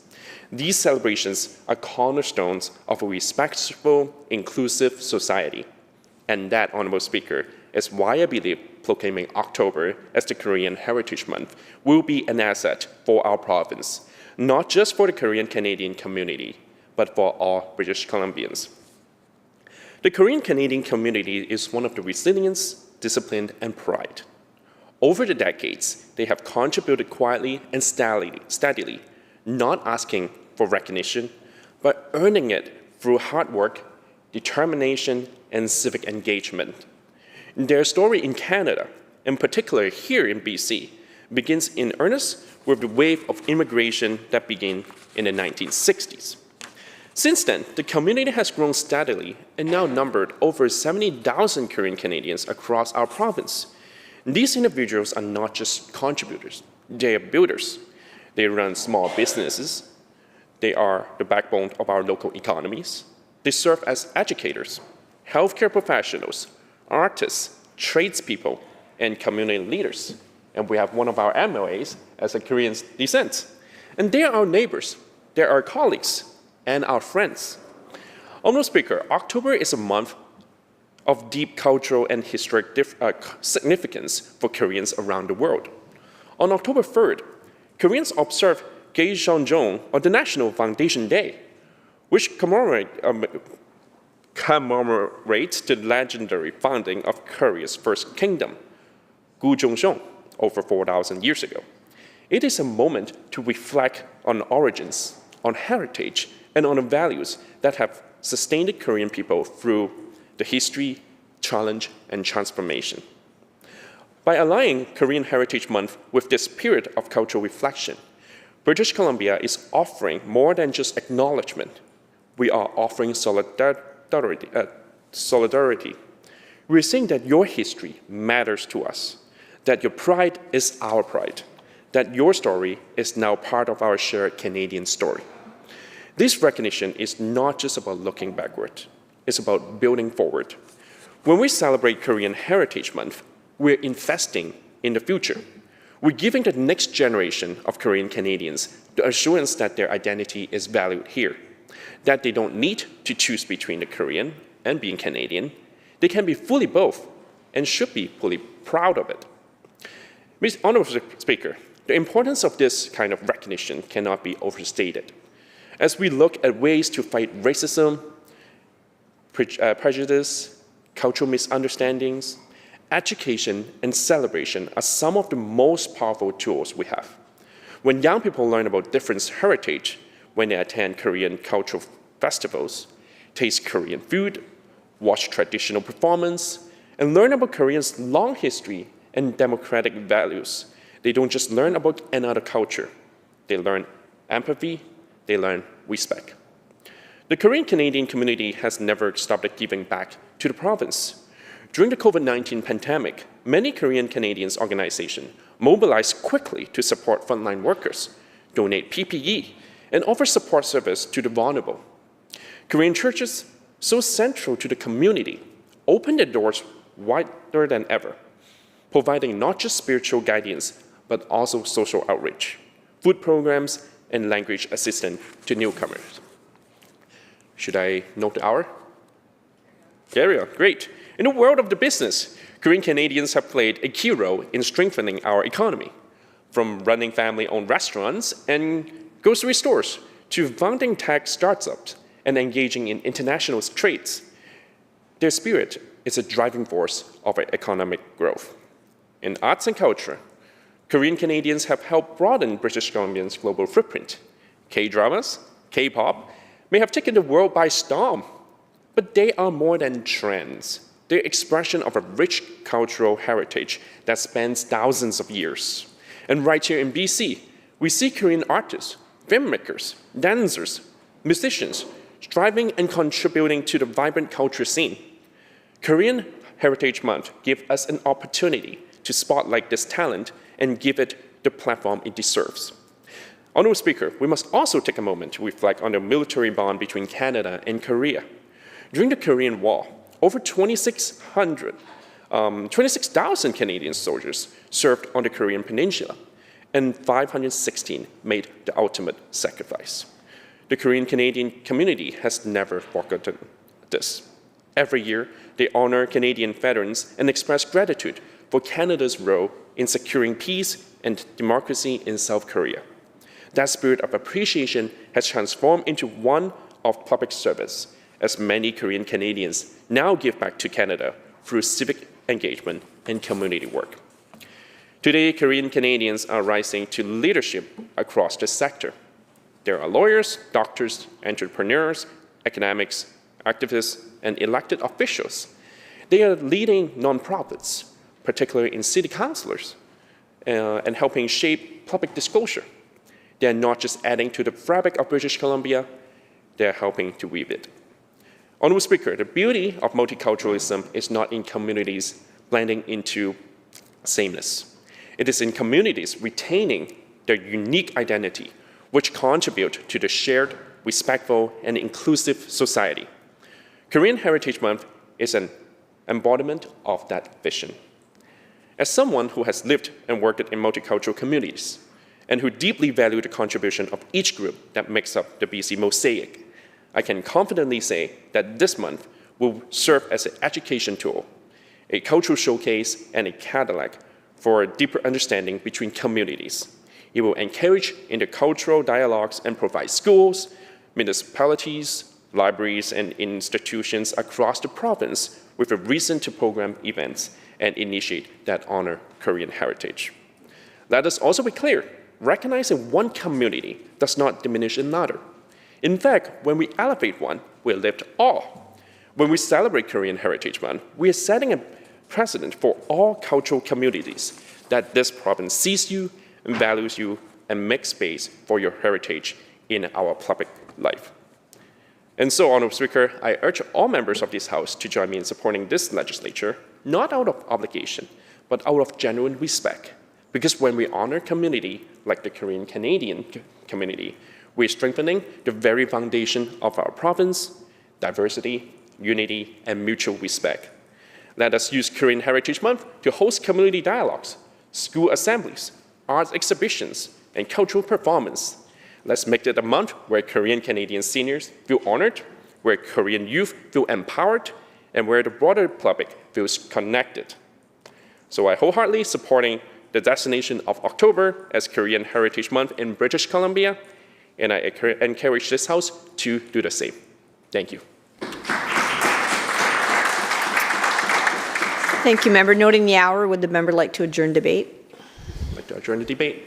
Members, the question is adjournment of the debate. Those in favor indicate aye. Aye. Those opposed, nay. Motion's carried. Government House Leader? I move that the House do now adjourn. Members, the question is adjournment of the House. Those in favor say aye. Aye. Those opposed say nay. Motion is carried. The House stands adjourned until 1:30 p.m. this afternoon.